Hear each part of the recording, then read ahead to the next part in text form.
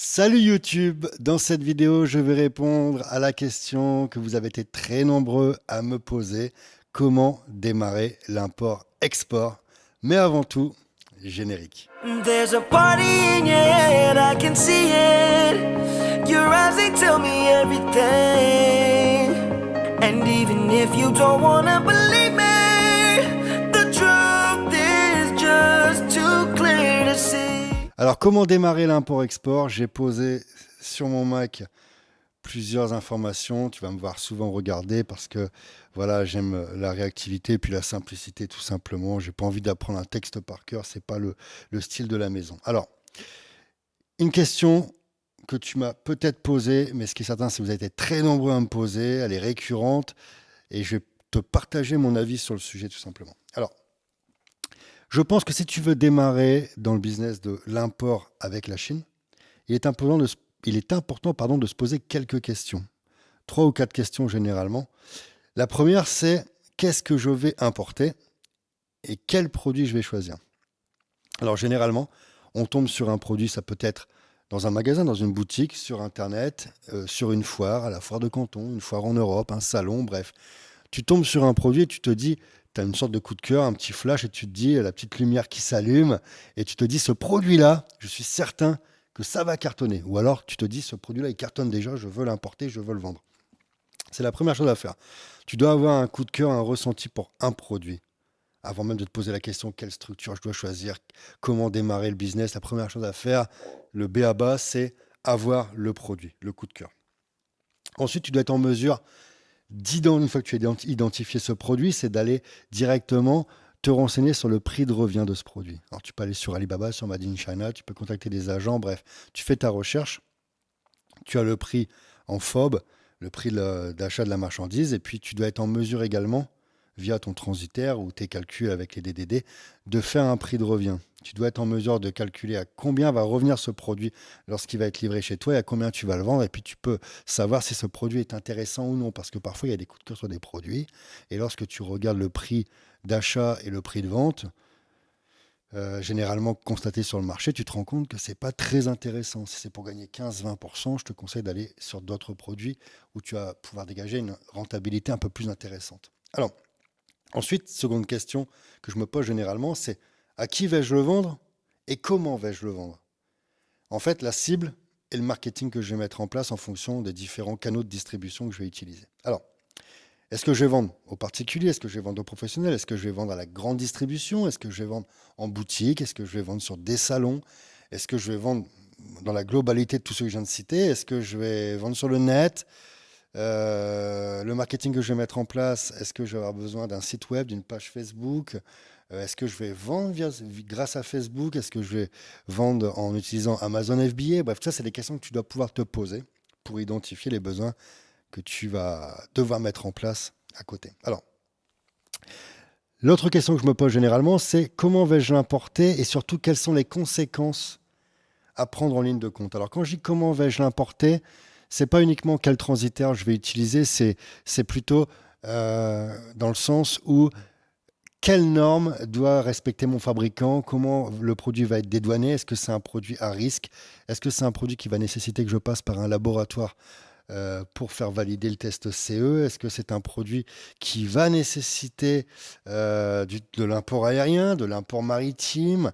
Est-ce qu'il va falloir que je prenne un 20 pieds? Est-ce qu'il va falloir que je prenne un 40 HQ?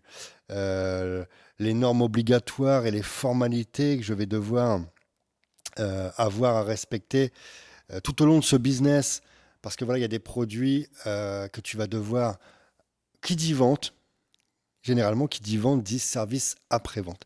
Il y a des produits que tu peux vendre où tu verras généralement pas le client revenir.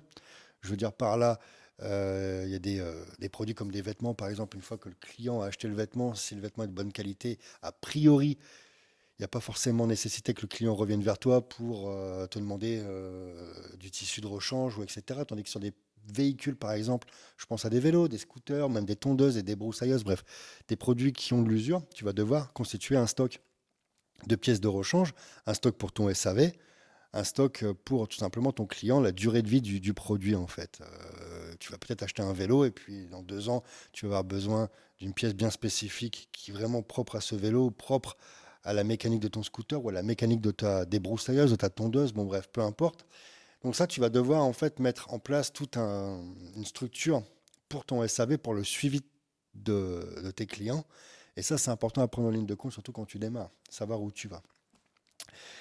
Et suite à ça, tu te poses la question, pas avant, tu te poses la question si tu n'es pas encore enregistré, si tu n'as pas encore l'entreprise, tu te poses la question sur quel statut juridique vais-je choisir pour mon business. Ça peut paraître vraiment basique pour certains, mais je peux vous assurer qu'il y a beaucoup de profils qui créent une entreprise avant même d'avoir trouvé le produit, en fait, d'avoir trouvé à qui, quoi ils vont apporter, à qui ils vont le vendre.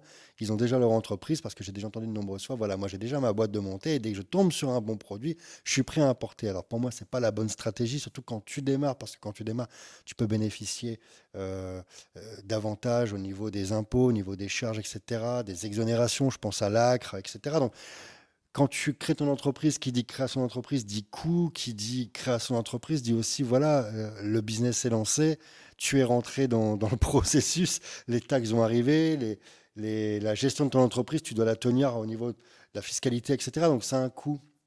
Et je pense que lorsque tu démarres, voilà, trouve d'abord ton produit, trouve à qui tu vas le vendre, et ensuite, une fois que tu as une vision globale sur tout ce que tu vas devoir mettre en place pour vendre ce produit, mais aussi pour gérer le SAV, si tu vois que c'est viable, que c'est très intéressant, que ça ne te fait pas peur et que tu as les épaules assez solides pour ça, et ben tu penses à quelle structure tu vas devoir mettre en place pour euh, importer ce produit et puis vendre ce produit pour démarrer ton business. Alors, si tu es intéressé par l'import-export, tu sais que j'ai une formation qui s'appelle Trading Import. Trading Import, c'est plus de 12 heures de contenu actuellement pour devenir une personne qui maîtrise, un expert de ce business. Alors, expert, c'est un bien grand mot parce que ça prend des années pour devenir un expert, mais au moins, tu as tous les outils nécessaires pour devenir un importateur qui maîtrise son business. Alors pourquoi je dis actuellement elle dure 12 heures, c'est parce qu'en fait c'est une formation évolutive, je rajoute continuellement des modules en fonction des besoins des membres. Là récemment d'ailleurs, il n'y a pas plus de 2 jours, j'ai ajouté un module sur le transport ferroviaire.